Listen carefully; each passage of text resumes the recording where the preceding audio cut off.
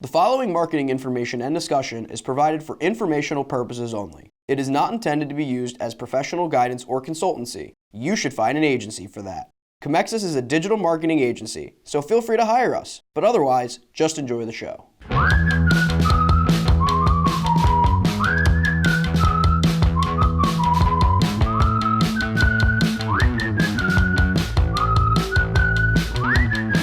Hello everyone, welcome to The Buyer's Journey by Comexis, a discussion-based podcast on the ever-changing marketing landscape. I'm Matthew McGroarty, the social media content producer here at Comexis. I am Len Ward, the managing partner at Comexis. I'm Josh Lyons, the digital marketing coordinator here at Comexis. So today we're continuing our series on the Quarter 2 2019 earnings reports for some of the platforms and tools that we use as a advertising agency. And today we are talking about two platforms. We're talking about Spotify and we are talking about LinkedIn. So first we're going to talk about Spotify. A lot of this is coming from Chris O'Brien on VentureBeat. And just for reference, because I'm going to mention some Apple Music numbers as well, Chris kind of compares Spotify and Apple Music because they're subscription music-based things as well, though of course I'm going to also mention later about Spotify's advertising revenue and things like that, because at the moment Apple Music, as far as I know, does not have that option because it's an Apple product and Apple has not yet thrown wide the gates on allowing you to advertise on certain portions. They'd make a lot of money if they did. As we've talked about multiple times in the past. Anyway, so Spotify has said that they now have a total of 108 million premium subscribers, up 31% from the same period 1 year ago. Apple disclosed in June that its streaming service has 60 million subscribers, a figure that also includes people in the free 3-month trial, and Apple had previously said it had 50 million paid subscribers in January, not including free trials. Spotify added a total of 12 million subscribers so far in 2019, and Apple Music has added fewer than 10 million. So you can just kind of see a comparison between the paid subscribers of both if you are interested in there. I think it's interesting. Company's revenue for Q2 was $1.86 billion, which is up 31% from the same period 1 year ago, beating analyst estimates of $1.83 billion. Spotify posted a loss of $84 million for Q2, down from $158 million in quarter one and $439 million the year prior. Total monthly active users, which includes its free ad-supported tier, grew 29% in quarter two to $232 million from $232 million from $180 million in Q2 2018, and the company attributed its growth in part to the expansion of its podcasting offerings. Speaking of which, if you'd like to listen to our podcast, if you're not listening to it on Spotify right now, you can also find it on Spotify, and there'll be a link to that in the blog description. While many of these numbers appear solid, Spotify executives acknowledged that some of the disappointment with their subscriber numbers, they were a little bit lower than they would have liked. Here's a quote from them. As we have discussed previously, our goal is to perform at roughly 70th percentile for our guidance range, and we missed on the subs. That's on us. The good news is that the shortfall was execution related rather than softness in the business, and we expect to make it up the lost ground before year end. I went into the earnings report specifically to look for some ad revenue numbers because O'Brien did not particularly focus on that. Again, the article was mostly focused on Spotify versus Apple Music. So here's a big quote from the specific Spotify earnings report about their ad business. Quote, "For the ad-supported business, direct revenues outperformed our forecast primarily due to the strength in the U.S. Audio was our fastest growing product for the third consecutive quarter, up 38% year over year, and Asia remained our fastest growing region. Programmatic and ad studio revenue growth accelerated to 71% in Q2, and now accounts for approximately 30% of total ad-supported revenue. Programmatic growth in the U.S. exceeded 50%, and our next 5 largest markets in aggregate increased triple digits year over year. We're seeing increased demand for podcast advertising following our recent acquisitions and continued development of owned and exclusive non-music audio content, and while still relatively small, we continue to expect fast revenue growth from podcasts through the remainder of 2019 and into 2020. Over time, our ambition is to reinvent the podcasting ad experience by building a new tech stack to enable targeting, measurement, and reporting capabilities like we have our core ad-supported offering." And that is all they had for ad revenue in the earnings report. Before we move on to LinkedIn and Microsoft, what do we think about this? Where did they talk about the ad revenue? Yes, they did. I don't actually know if they have a total number. I'd have to look back at the the PDF. Well, they're basically saying direct revenues outperformed our forecast, primarily due in strength of the U.S. audio. Okay, well, we currently do run ads on Spotify, not our company, but we have for our clients. We've just recently kind of stepped into this. It's something that we will continue to step into. The most important numbers to read out of this is the free ad-supported tier, which grew 29% in the quarter to 232 million, up from 180 million. That's a really, really nice size audience right there. I'd like to know what the domestic United States numbers are, because I'm guessing that's globally. So I really would like to know what the U.S. numbers are. Spotify is it's an awareness only. You're not going to get conversions off Spotify. It's not even necessarily in the consideration phase. I don't think there's any way possible in which you can retarget this in any way, unless there's some way that you can do a workaround based upon what they're doing. But it's a great awareness stage. It is the old school radio. So if you had money and did well on radio before in the past, Spotify is a good platform to have your brand out there to raise the brand awareness. One small thing I just want to mention, for reference, just by doing the math, it looks like there's 124 million free users of Spotify on the ad-supported tier. 124? Yeah, because you have the Well, they're saying 208 million total subscribers, including the free ad-supported tier. So, and then you have 108 million subscribers, Okay. so you just subtract them. I was going to say, that's a really large number. So how many is it, 124 That's still solid. million. Yeah, no, I mean, that just because we're talking about the ad revenue, Yeah. that's 124 million people that are seeing ads. So that's interesting. So you basically, I think the way you would break this down is you want to try to find out what's the total U.S.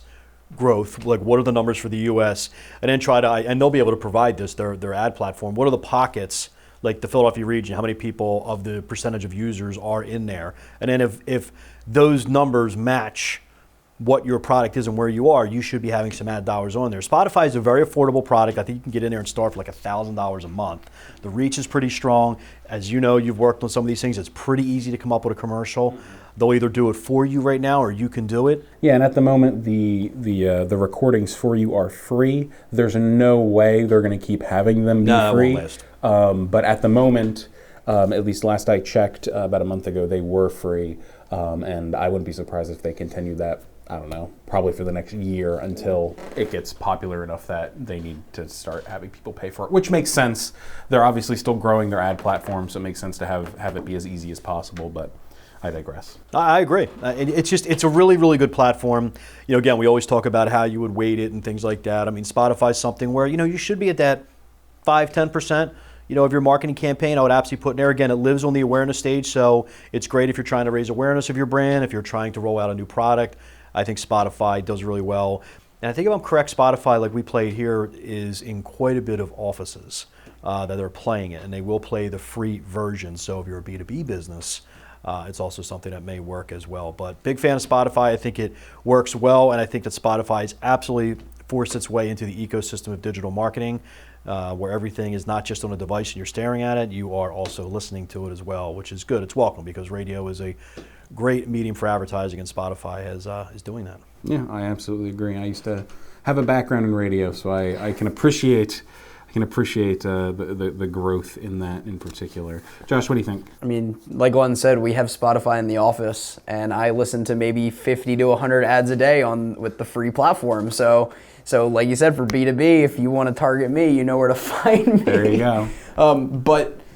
Personally, I actually use Apple for podcasts, and I use Spotify for music.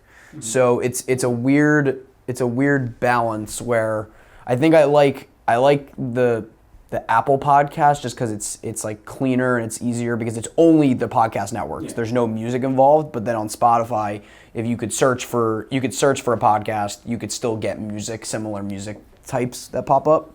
But on Spotify, I am a part of the free ad tier because I realize that I don't listen to as much music anymore. 124 million. Yeah, so Apple podcast doesn't matter, but I used to be a premium user that didn't have ads, and then I decided to change off of it because I realized I didn't listen to as much music anymore. And I said, okay, like I don't mind getting the ads, and they don't come as frequent, but what I do like is that they come in waves where you'll listen to 10 whatever it is, 10, 15 songs, and then instead of just like one ad every 3 or 4 songs, they'll give you like 5 ads in a row after 10 to 15 of them. So you sort of get like all your ads in one. Spotify does this? Spotify, which I like because if I know ads are coming and I'm listening and I get to get a bunch of music in, then I don't mind listening to 4 or 5 in a row because I know they're coming at some point, and at that point, why not listen to it? Yeah. What I didn't like is when they used to have every 2 or 3 songs, they would hit you with one, and then you go, okay, like, I don't want to hear this. So I think they've actually slightly changed their algorithm to make it more like, it's more of like a TV commercial where you get your show, or a classic radio station, you get your show or your songs or your album, whatever you want to listen to, and then they hit you with a bunch in a row where you actually don't mind it. You don't mind it because you're like, all right, you're even taking a break mentally from the music as well. Exactly. The thing with Spotify is Netflix came out last week on earnings and they were saying how they're never going to let ads on, and they're not going to do subscription. The stock got beat up, and everybody in the back of the room laughed and said, "Okay, Netflix, we'll talk to you next year when you actually start doing that."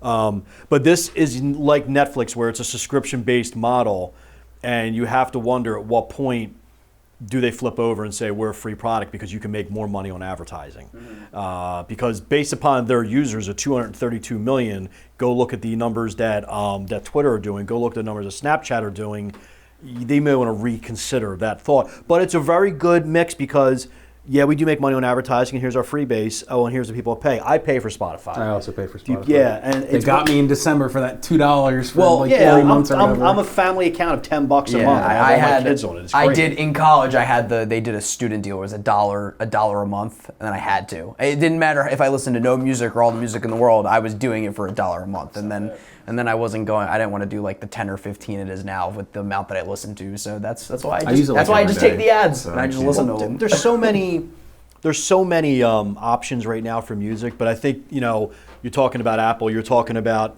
Pandora, which was recently acquired by Sirius, or what is it, Sirius Radio. So Spotify is clearly emerging. I think the simplicity of Spotify is great. I don't know if you use it if you go to Alexa, it's great. You can say, hey, Alexa, play Spotify, bam. I even have Alexa tied in, hey, Alexa, play Sirius Radio, this station. So the easiness of it is great, which kind of really, I don't know if you remember, they had this system called Sonos about a couple years ago. So that the Alexa thing's kind of ruined that. But so Spotify, it's a great platform. It's a platform if you're in an industry where you're trying to raise awareness and you're finding yourself really not maybe cost prohibitive on Google Display, and you just like you're an attorney or a personal injury attorney, just something where you're like, yeah, kind of a little saturated. I know I got to be on there.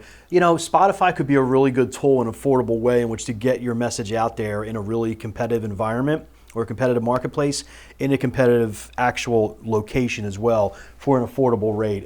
It's effective, but again, it's awareness. Don't go looking at your analytics and saying, well, I'm not getting any conversions from it. You're not. It's just going to be it's going to attribute to a conversion. So yeah, if you get a conversion on it, good for you. Congratulations, you did a great job. Most people don't. Yeah. Right. I threw away my paper. We still got to talk about LinkedIn. And that's exactly how we feel about LinkedIn. So that's ironic that you just did that. So I did throw away the paper, and this is how I feel about LinkedIn. But they actually had some nice number improvements. So this is from Microsoft's earnings report. So I'm going to talk a little bit about Microsoft's just generally, and then kind of go into the specific LinkedIn numbers from their earnings report, because there's not a whole lot of them. So Microsoft's earnings for its 4th fiscal quarter of 2019, they do it in that system. I don't know why, because I don't understand why do they do it, and why is this their 4th fiscal quarter? Is it just like how a certain calendar works out or something? Yeah, I guess that their calendar year. That's interesting. I guess that their calendar year must start. Yeah, probably starts in Q3. They do 3, 4, 1, 2. Is it like an international thing? I really don't know.